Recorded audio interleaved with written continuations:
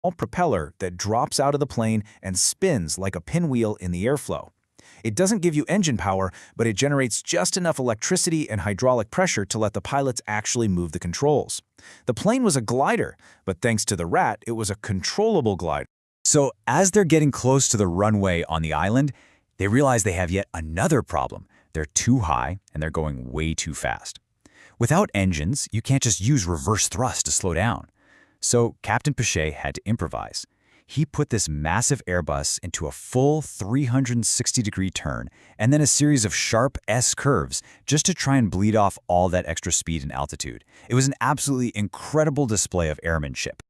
When they finally hit the runway, they were traveling at nearly 200 knots. That's over 230 miles per hour. I mean, that is dangerously fast for a landing, way faster than you'd ever want to be going. They had one shot. This had to work.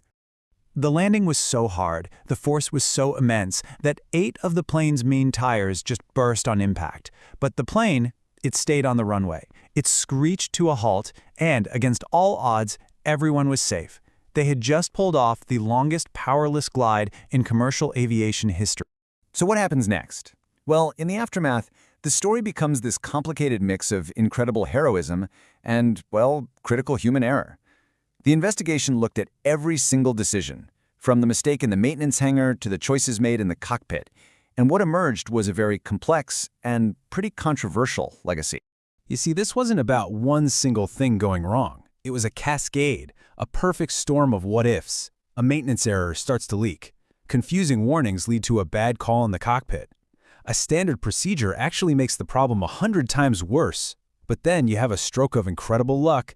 Air traffic control had changed their route earlier, which just happened to put them close enough to the Azores to make it.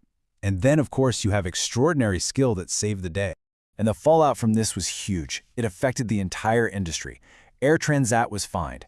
Airbus actually updated its computers and its emergency checklist to be much clearer about fuel leaks. Rolls-Royce sent out new warnings about using the wrong parts. And the pilots?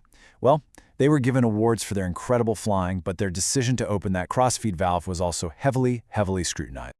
And that really brings us to the heart of it, right? The central question of this whole event.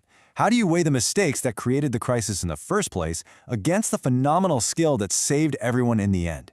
It's something that the passengers and the aviation world have been wrestling with ever since. I think this quote from one of the passengers really says it all. It just perfectly captures the complicated truth of Flight 236. A chain of human errors put 306 lives at risk, but in those final, terrifying minutes, it was an unbelievable act of human skill that brought every single one of them home.